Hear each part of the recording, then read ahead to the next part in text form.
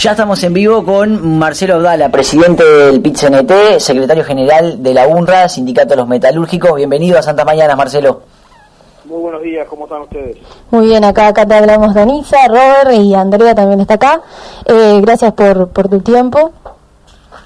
No, es un gusto y en primer lugar felicitarlos por la labor que desarrollan, digamos, que es bien importante comunicar desde la perspectiva de la clase obrera. Bueno, muchísimas gracias. Bien, tenemos la primera pregunta para realizarte y es, ¿qué resolvió la mesa representativa del jueves pasado en cuanto al plebiscito de la reforma jubilatoria? Bueno, en torno a eso, más allá de que la mesa también trató otras cuestiones como la orientación del movimiento sindical para los consejos de salario, la crisis sanitaria que implica la ausencia de agua potable en las familias, en las casas, digamos, de toda el área metropolitana, en torno a la forma de lucha, diría yo, en defensa de la seguridad social y contra el ajuste fiscal encubierto que promovió el Poder Ejecutivo y que tuvo aprobación parlamentaria, en un cuadro además de importante movilización del movimiento obrero, se desarrolló una muy buena discusión en la mesa representativa, con fundamentos, con elementos, digamos, que volcaron todas las compañeras y los compañeros, y se desarrolló una decisión para profundizar la discusión, para avanzar además en los eventuales textos escritos de la papeleta, digamos, que eventualmente se ubicaría en el marco de un plebiscito, postergar la discusión para el día 10 de agosto de este año, es decir, la próxima mesa representativa, que es la que definitivamente pondrá prueba a una definición, digamos, al respecto de con qué táctica nos vamos a mover en este momento, digamos, para defender la seguridad social. Por tanto, se dio un tiempo más a que los gremios se vayan expidiendo, se vayan, digamos, desarrollando las definiciones, y mientras se encomendó al secretariado a hacer un conjunto de consultas con todas las organizaciones del campo popular que vayan generando, digamos, la condición de poder adoptar una resolución con todos los elementos arriba de la mesa. Bien, Marcelo. Otro de los temas que trató allí la mesa representativa fue el tema de la crisis hídrica. ¿Cómo se pronuncia, en este caso, el PIT-CNT referente a esta crisis y que no vemos tampoco una parte seria desde el gobierno? ¿Cómo se pronuncia el PIT-CNT referente a esto? Bueno, en primer lugar, marcando la gravedad de la situación. Inclusive no es una cuestión de palabra. En la resolución que adopta la mesa representativa no se habla de crisis hídrica, sino de crisis sanitaria. En tanto se considera que si un derecho humano fundamental, como es el acceso al agua potable, en un país con todos los recursos hídricos intensamente distribuidos en el territorio nacional, y que por un lado por el modelo productivo, básicamente intenso en materias primas, en commodities, en exportación, digamos, de los resultados del agronegocio, y a su vez en el cuadro de una concepción que hoy estamos pagando las consecuencias, digamos, ha apelado al achique dogmático, sin visión estratégica de la participación del Estado en la resolución de las cuestiones clave para la población, que es lo que se pone de manifiesto en esto que está sucediendo. No podemos nosotros creer que la estrategia pública sea esperar que llueva, digamos. En ese cuadro es gravísima la crisis, y es una crisis sanitaria, no solamente hídrica, porque en una población con más de un 40%, digamos, de sus integrantes con problemas de hipertensión, que es una de las causas principales de muerte en el país, que no se esté accediendo al agua potable en las viviendas de la gente, es realmente gravísimo. Y tiene consecuencias muy complejas, digamos, tanto desde el punto de vista de la salud humana, como desde el punto de vista del trabajo, de los lugares de trabajo, que en muchos casos el agua potable es un insumo a su vez importante para la producción. Y bueno, y se desarrolla una resolución crítica de la gestión pública en la materia, pero además con la intersocial una dirección de trabajo digamos que es apuntar a la organización popular y a la solidaridad, porque en esto de tener que comprar el agua potable embotellada, digamos, obviamente que los sectores más vulnerables, los sectores más desposeídos, tienen muchísimos problemas para acceder a lo que en realidad es un derecho humano fundamental. Por tanto, en nuestra perspectiva, es una situación gravísima. Se resolvió una plataforma que, entre otras cosas, establece que la OCE no cobre la tarifa en momentos que no está pudiendo resolver un derecho humano fundamental. Se resolvió, digamos, entramar la organización popular en los barrios, promover la solidaridad, pedir una reunión con la Universidad de la República e inclusive pedir una reunión con el propio presidente de la República desde el punto de vista de plantear la preocupación sobre este tema tan grave y tan complejo, digamos, que el transcurrir del tiempo hace que sea aún más grave. Bien, Marcelo, otra de las cosas que estuvo allí presente, antes de pasar a los consejos de salario, es la situación compleja que están pasando los compañeros de Acodique. Sé que están hace 3 meses allí con una carpa. También, ¿qué opinión tiene la mesa representativa y cómo va a seguir para adelante con este conflicto que, sin duda, injustamente, ¿no?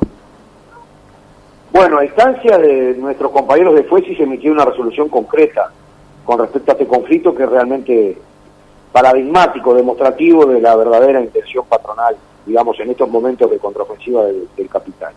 Aquí nos encontramos con un conflicto que es directamente, y podría decirse con total desparpajo, un movimiento de la patronal para eliminar la organización sindical. No están justificados los despidos en falta de trabajo. Además ya estamos en plena temporada de frío, donde el consumo de supergas es mayor. La empresa arma turnos, contrata contra las medidas que establece la organización, rompe huelgas, cosa que es ilegal, que está prohibida por ley.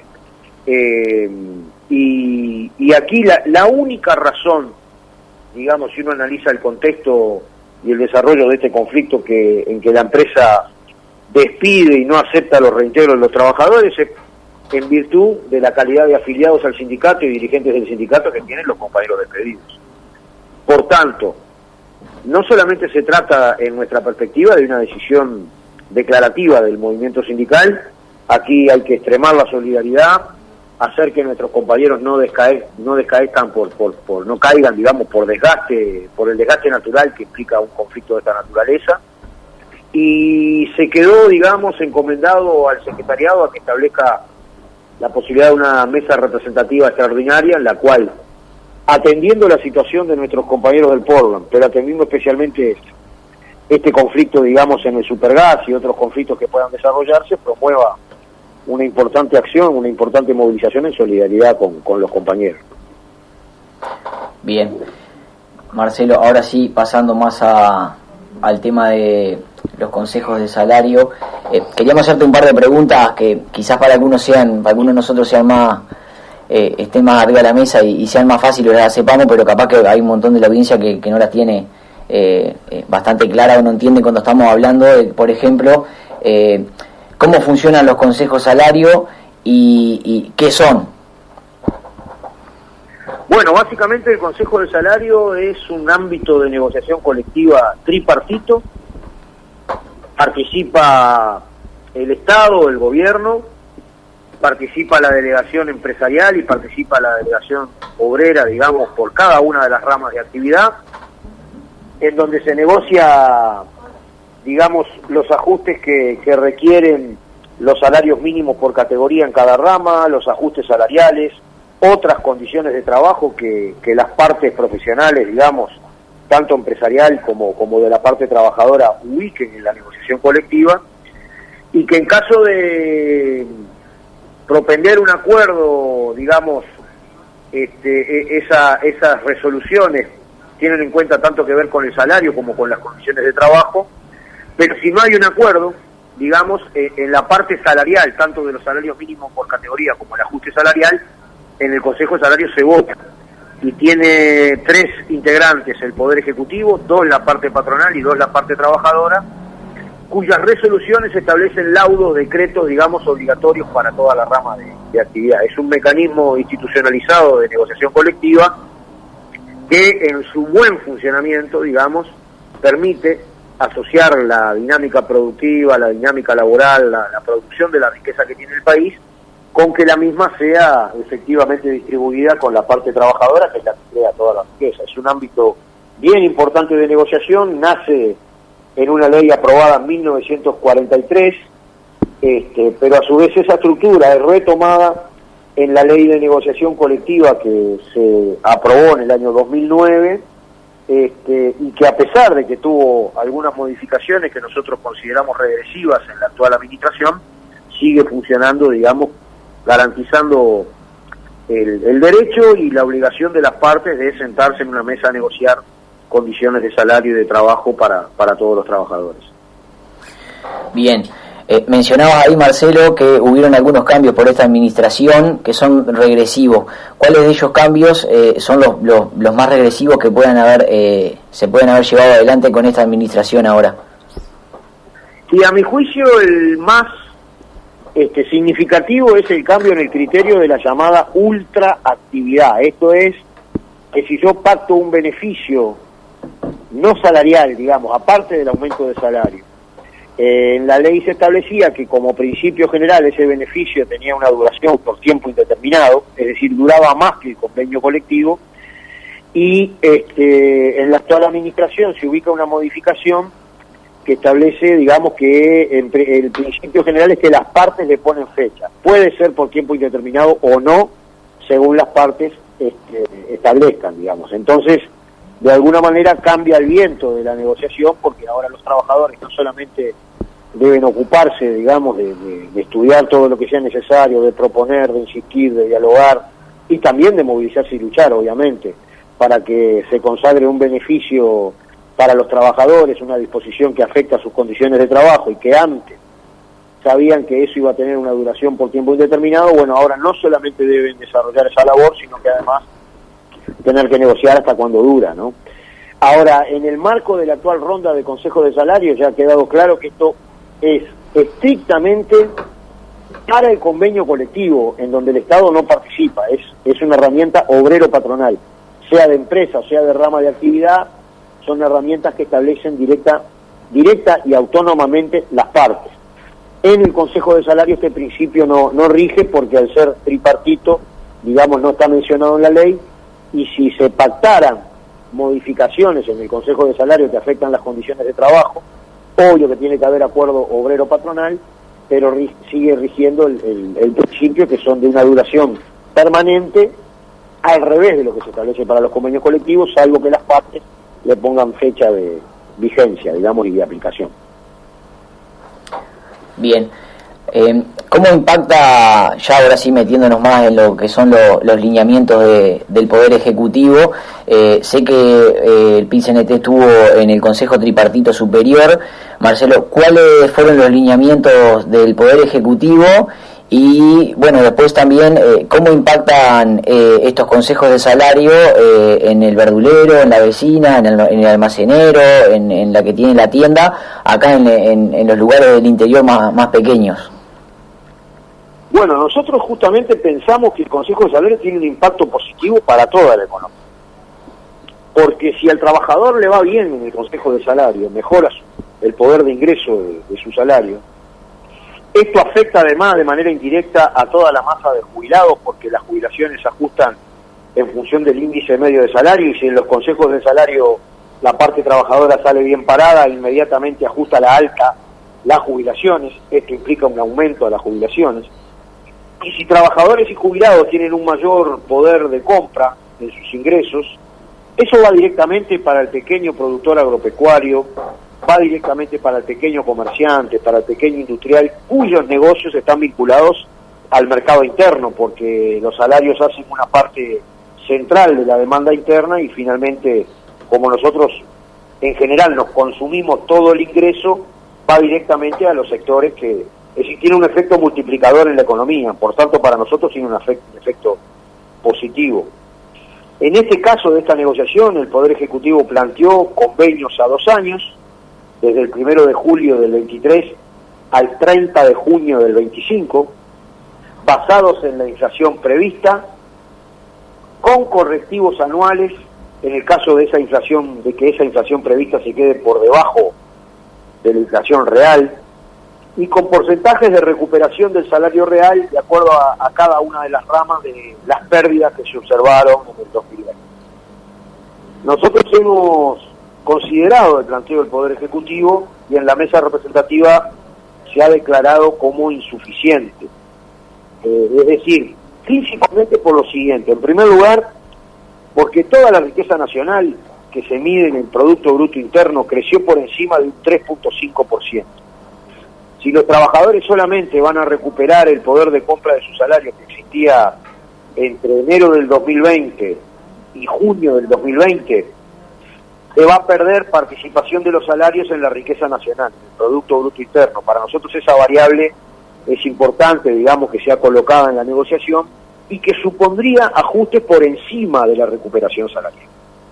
Por otro lado, hemos planteado criterios especiales para todas aquellas trabajadoras y trabajadores que ganan hasta 25.000 pesos, que son los salarios más sumergidos, y que nos parecía que para estos sectores, que obviamente tienen más dificultad para llegar a fin de mes, deberían haber criterios un poco más generosos desde el punto de vista del salario. Por tanto, atendiendo a los criterios del Poder Ejecutivo, nosotros hemos planteado que deberían contenerse esos criterios y obviamente los vamos a plantear en los ámbitos de negociación por rama de actividad como criterios de la parte trabajadora, junto a banderas importantes como la reducción de la jornada de trabajo sin reducción del salario, las 40 horas semanales, junto a banderas que tengan que ver con mejorar la organización del trabajo, la formación profesional, es decir, todas las cosas que se movilizan desde el punto de vista de la negociación. ¿Cómo se explica los lineamientos del Poder Ejecutivo, Marcelo, que sean tan bajos y por lo contrario el PBI del país en aumento? ¿Qué criterios se están tomando ahí desde el Poder Ejecutivo? Bueno, ellos no lo dicen, pero nosotros hemos caracterizado directamente en los 1 de mayo, en toda la elaboración del PICNT, que lo que está funcionando es un modelo de la desigualdad. Esto es una situación en la cual crece el Producto Bruto Interno, se achica la masa salarial y en definitiva una parte menor de la riqueza que genera justamente el trabajo de los trabajadores no va a parar a la vida de la inmensa mayoría de la gente. Si uno mira algunos de los elementos que nosotros planteamos en el 1 de mayo, cómo han crecido los depósitos en el sistema financiero, en donde crecieron por arriba de los 10.000 millones de dólares, en cuentas que superan los 100.000 dólares, digamos, significa que está habiendo un proceso importante de concentración de la riqueza. Y si bien es cierto, digamos, que para los sectores que negocian este año, y la aplicación de estos criterios permite recuperar salario, porque tienen correctivos, porque además hay algunos porcentajes de recuperación,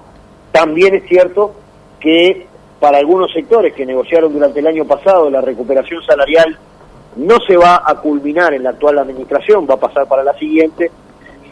y además estos criterios no evitan que se haya deteriorado la participación del salario en el Producto Bruto Interno. Por tanto, con recuperación inclusive sigue funcionando ese modelo de la desigualdad que criticamos el 1 de mayo. Bien, por último, una preguntita más. Marcelo, ¿cómo viene trabajando el PIT-CNT en conjunto con toda la Intersocial, el Congreso del Pueblo, y qué perspectivas tiene para fines de año, que si no me equivoco van a ser los meses donde se va a estar llevando adelante este Congreso del Pueblo?